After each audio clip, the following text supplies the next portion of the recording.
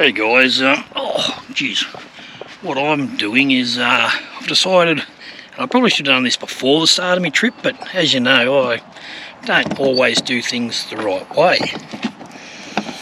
But it will help you people that are actually going to go and do the Unadata track or the Gibb River Road. So, as you can see on my car, I've got little piddly mud flaps. So I am going to make mud flaps that go all the way down to the ground. So what I've done is I've taken one of the mud flaps off. You can see it's missing a bolt there, and I've done some measurements. Got a drill out, drilled some holes, and I've made myself a mud flap. What I did was I went to Bunnings and I bought a metre by metre rubber square mat, $32. As you can see, I've cut one of the mud flaps out and I will put it on and it will hang down.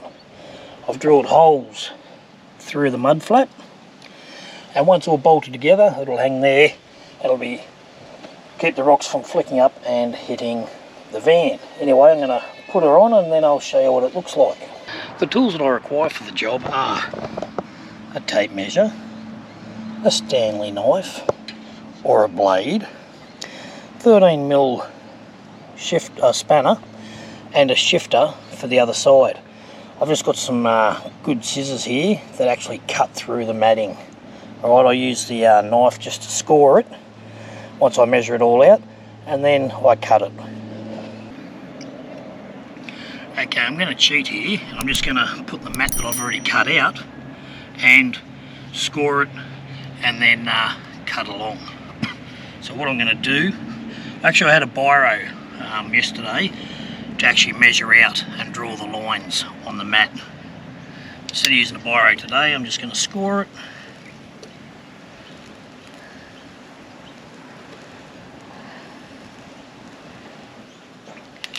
I do have a biro, so I will use the biro.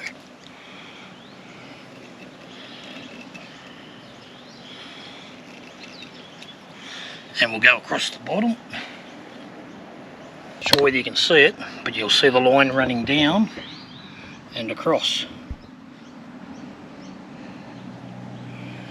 Now I'm going to cut it out.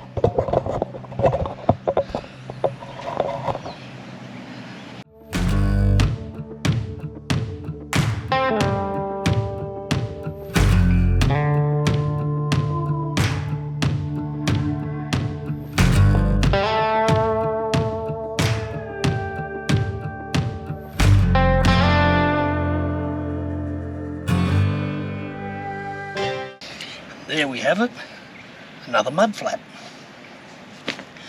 Now, you do need a drill to drill the holes. I'll just go and get it, and I'm not going to copy the holes that are on here because they're opposite sides of the car.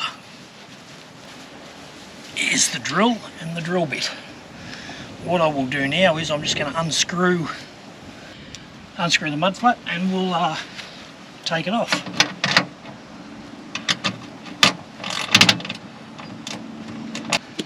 Because I'm taking these nuts out and I'm actually adding the thicker mud flap on, I want to keep the GCI one on there as well.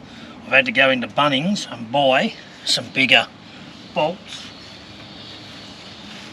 which I have here.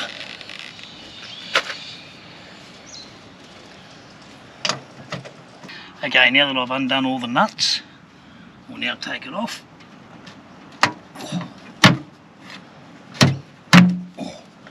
It's got a little metal bar behind it. What I'm going to do now is place it on my new mud flap the way that it'll go on the vehicle, not the opposite way. Therefore, it will sit correctly. Okay, now we're going to drill through.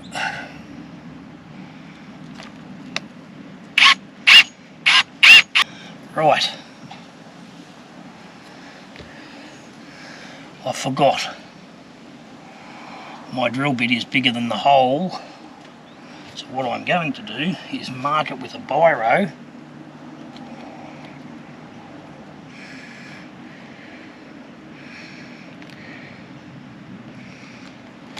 And then drill it out.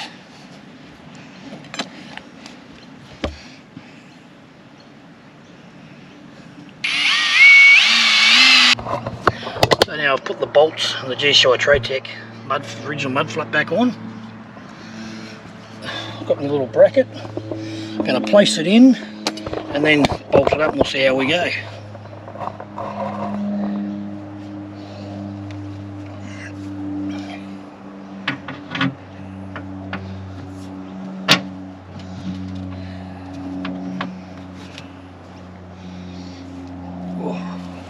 Plate on the back, and we'll get our right, maybe I need to put washers on the inside. Like I said, wouldn't be Dave's dodgy jobs if I didn't do it the wrong way.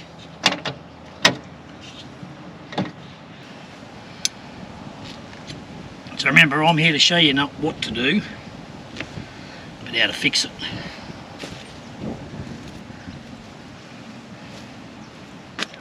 Done. One more. Get him out.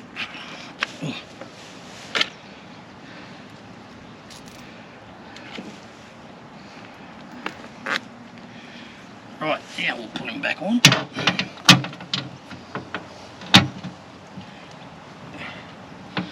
And get my bolts. And we'll bolt them up. Go this one first.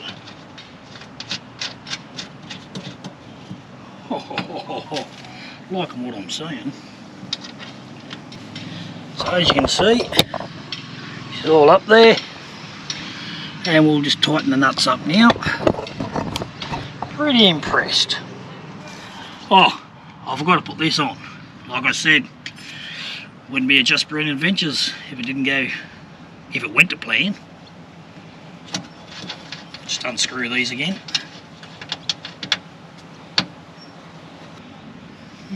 Actually, and again I've put the mud flaps on the wrong side. The mud flap should be on the inside of the guard, but I think we'll run it my way.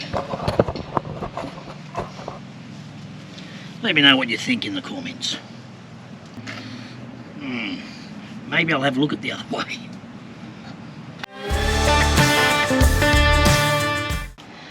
There's probably a reason they do it the right way, so I might as well copy the pros, I suppose.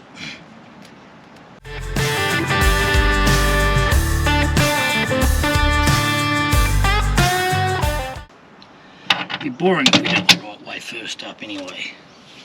There you have it. It covers the whole tyre. Looks pretty professional.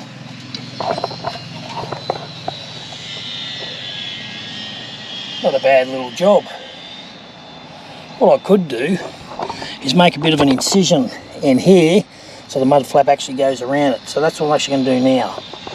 Just a thought on the fly. We'll see how we go.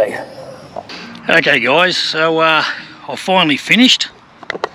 This is what it looks like from the back end. Mud flaps go almost down to the ground, and the GCI Tratec ones are still on there. I changed it to the proper way and gone inside the mud flap, made a little cut there. Not bad, little 15-20 minute job, squared away. There you have it. Do it yourself mud flaps, right? I probably should have done that at the start of the year, before doing the Ezijak and the Gib. However, we learn from our mistakes. Big shout out to James, who actually, I was camped beside him up in Broome. Him and his lovely wife Bridie and little kids, and yeah, he did it to his, and I thought, oh, that's a pretty good idea. So I like going around and taking smart people's ideas and pretending they're mine. Anyway guys, hope you enjoyed it. Hey guys, we're down here at Clever Shade with EC Off-Road down at Yatala. And what we're going to do today is reattach the awning. I had to take the awning off due to selling the boat loader and the boat. And obviously, as you can see now, there is no awning. Still got the original bracket from where the awning sat. Awning's up on top. And this is the other side where the awning was. So we're going to make a few adjustments and we'll put it up. But Clever Shade, you'll actually see, if you go back through a couple of the videos that I've done, I've actually pulled the awning out. We're down on Cable Beach, had it out down there. They have lots of different types of awnings, and again they will be at the Brisbane 4x4 show. But here we are down at Ezijak Road, where all the magic happens. There's the Clever Shade vehicle, and that's Andy's personal vehicle, and it's actually for sale. If anyone's looking for a Ford Everest, the Ford Everest is actually for sale. It's done up very well. The wrap can come off, but if you give the guys at Clever Shade a call and you give Andy a call, the Everest is for sale. So the awning brackets have been put on, and Andy's now just putting in the infill. As you can see, he's come up with a pretty good little bracket, very sturdy. We're going to paint that a little bit later on. And now the infill's going in. And perfect, like I bought one.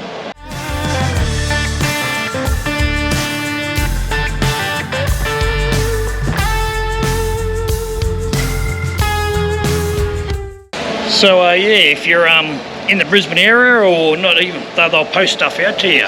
Give them a call at Clever Shade, and yeah, put in your awning. They'll make things to suit any particular vehicle. Alright guys, catch you later. Hey guys, as you know, whilst we've been out on the road, we've gone through a few tyres, and I've had to get down on my hands and knees and get the 10-ton jack and jack it up. When the flies are all hanging around your face and it's fairly hot and humid out there, it becomes a little bit of hard work going like this with the little jack handle to jack the car up. So I thought there's got to be an easier way. So I had a look online, and lo and behold, I found a product called the Ezijak, which has just arrived in this box down here. So it's from the Mackenzie Holdings, who are a little family business. It's a tyre business out of a place called Walgett in country New South Wales. And it actually flashed up on Instagram or Facebook or something like that, you know, those little ads that pop up. So I had a bit of a look about it, and then I thought, well, it's probably some Chinese thing from overseas. It was $600 and something. I think I got the receipt inside, $650 or something like that. So I actually looked into it, Googled it and all that, and it turned out, yeah, it was an Australian phone number. So I actually rang it and spoke to the lovely lady there and asked her a few questions, and me being a skeptic and being done by Temu and a few of those other little things that you find on the socials that pop up. So I yeah, spoke to her, asked her all the questions and that, and they sent one out to me. Ordered it. There's two types. The one that I ordered was a 10-ton, but there's, I think, a smaller, might be a 6-ton or 5-ton, which are for the smaller cars. Now, the small one comes in a actual plastic box. The big one comes in a carry bag. They also come with a 12-volt ratchet gun to undo all your bolts and stuff. Anyway, I've just slid across the top of the box, and we'll now open it up. It weighs 16 kilo, I believe. Yep, 16 kilo. So this is the little bag that it comes in. Actually, here's the invoice. I knew I put it in here somewhere. Okay, and I paid $689 for the jack. Shipping cost me $55. And there was GST, so a total of $744 delivered to me doorstep. But it's going to save me time and effort. We'll open up, we'll see what's in here.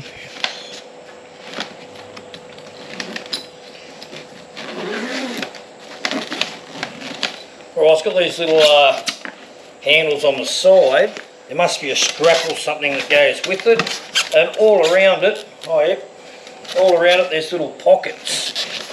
This side's got pockets like this. This side of the bag has little Velcro pockets to put your stuff in. Righto, so it comes with a foam box. This is the 12-volt ratchet gun. Apparently it has like the jack itself has like a 5 metre cable, but you can buy other little adapters from them as well to make it longer.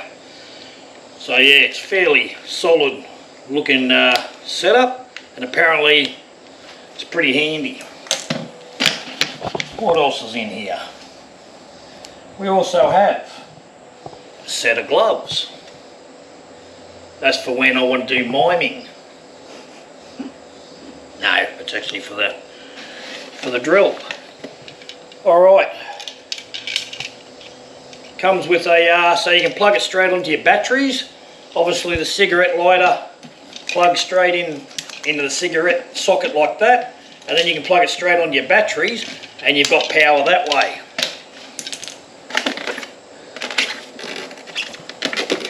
What else is in the box? Don't you go looking in here. Okay, it comes with 2 different size sockets, obviously for your wheel nuts. There's a 25mm socket and a 19mm socket, so different sizes.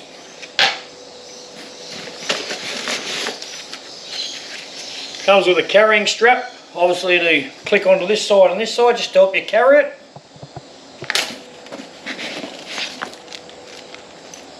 Oh, an Allen key and a couple of spare fuses. Obviously the thing runs on a fuse, you blow a fuse, they've given you a couple of spares. That's very handy.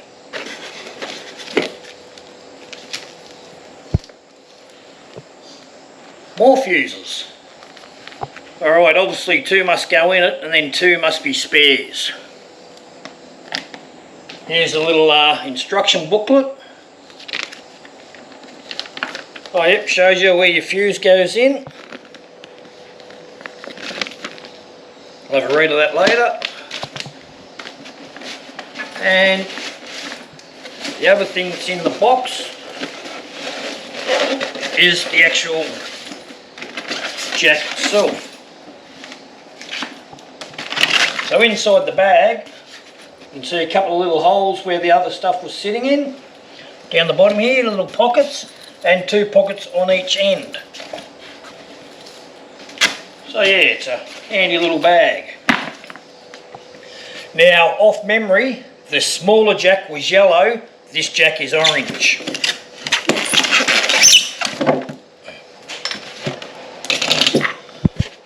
It also has an instruction booklet for the jack.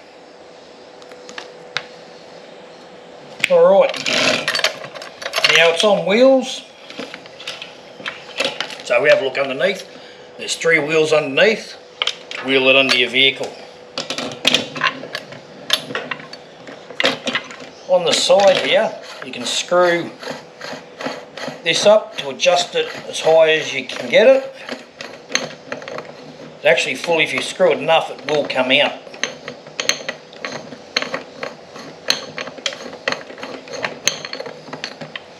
There, so it's a separate piece. Screw it back in a bit. There's a light up this end, so that you've got a light. We have a little button here, which I'm not too sure. It's got maximum and minimum. I think that might have something to do with letting the air out once you want to let it back down. So you tighten it up, or you untighten it. And then obviously it'll come down under its own steam.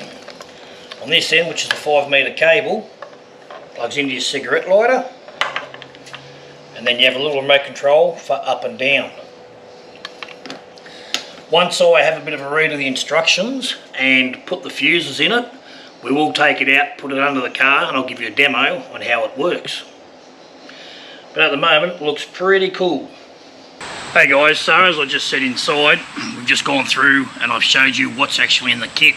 We've now come outside and what we're going to do is we're going to jack the car up and just go through the motions of changing the tyre just to show you how it all works. Now the first thing that you got to do is make sure that you pull up in a safe position, alright? Sometimes you can't help this and you're actually stuck on a road, but if that's the case, if you've got other people with you, make sure that they go and walk back behind the vehicle or in front of the vehicle and place something out on the road just to show that there's a hazard, or stand there and just get the traffic to slow down. Once you've done that, you've then got to make sure that your handbrake's on. So I'm just going to go now and I'm going to physically make sure my handbrake's on.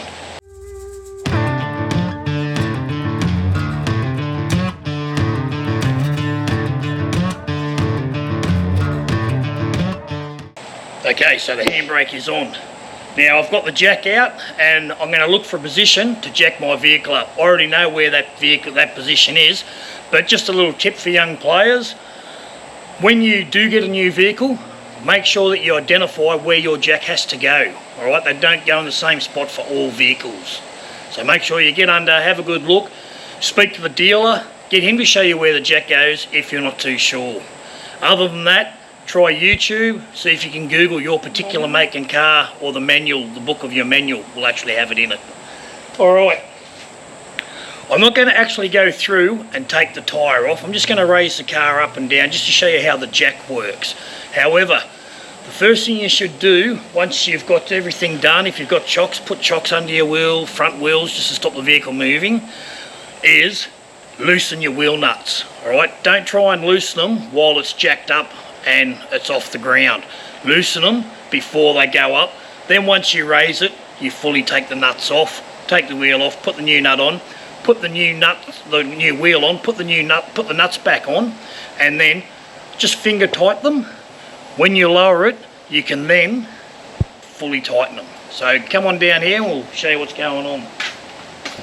Okay, what I'm going to do is that crossbar of my axle is where I'm going to put my jack. That's where I normally place it, and that's where I'm going to put it this time. So what we'll do is, as the jack's on wheels, we'll wheel him under, and you can actually loosen this part just to get you that bit of height adjustment.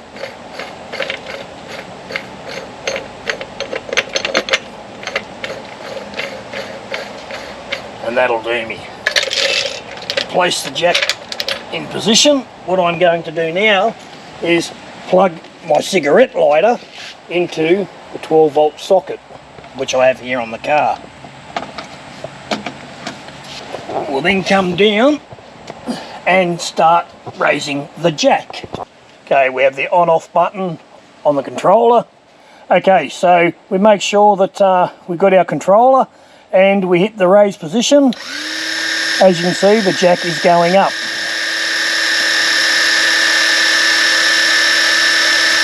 Now, doing all of this, I need to work out whether I need to put chocks under my jack or whether it's going to be high enough. Okay, we're nearly there. What I am going to do is just spin this. Okay, and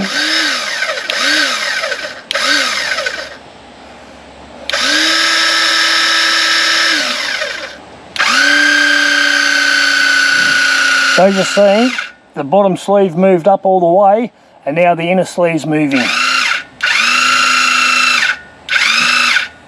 Alright, if we look down under here, we can actually see that the wheel has complete clearance under. Don't recommend doing that in case the jack does drop and your hand gets squashed, but I'm just showing you that there is an actual gap underneath. Remember, your tyre will be flat, so therefore it is not going to be up as high as what that is. We then go through and we remove the wheel nuts completely, take the wheel off and place the new wheel back on, put the nuts back on, do them up reasonably tight, and then we can lower the jack. I'll go up just a little bit higher.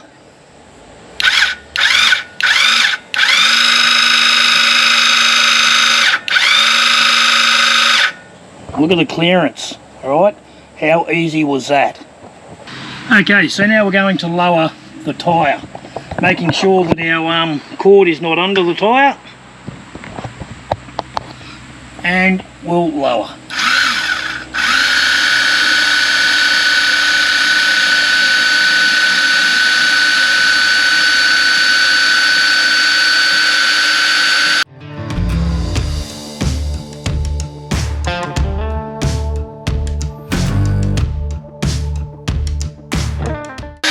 That is going to save us so much time.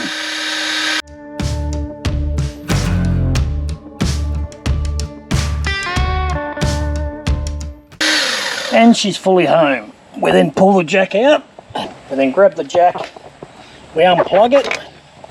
What I'll do is I will pack it up properly. I've just got to tidy the cords up, place it in like this so they fit inside the box like that, and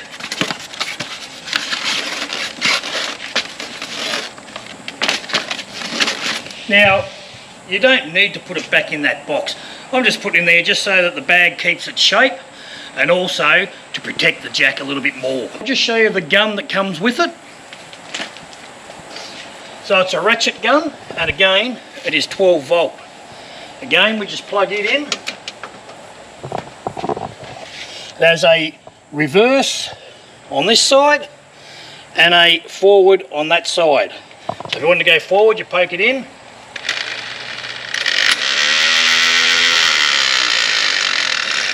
And there you go. It comes with the two that I told you about. Place that on.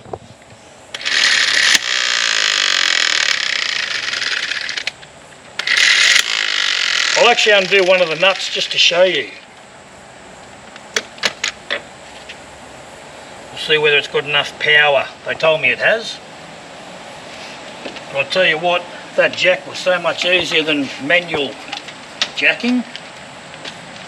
Okay, so that's the gun. Now, what I've just found out is, because I have a special socket to remove my nuts, the ones that come with it aren't the correct size, so I need to find a correct size socket that will fit on the gun, but also into the actual nut, the wheel himself. Alright, that's something I'll do later, but that's your gun. But the main thing I bought it for was the actual jack, and as you've seen, it worked an absolute treat. Alright guys, well hope you enjoyed that. It's an Ezijak, E-A-S-Y. Now, if you look online, you'll find them. As I said, they're out at Walgett. That's just a little instruction manual that comes with it. It doesn't actually say it on there. There is other ones on the market, alright? Make sure that you get the correct one. Don't get the dodgy brother cheap Chinese one that might be a few $100s cheaper, alright? Just jump online, support an Australian family out at Walgett, and I don't think you'll go wrong. Alright guys, catch you later. It's that time again, joke time with Dave. Hey Roz. Yes, Dave? What did the prawn say to the scallop at the party? No idea. I think I've pulled a muscle. Catches. Get it? Get it? Pulled a chick, pulled a muscle.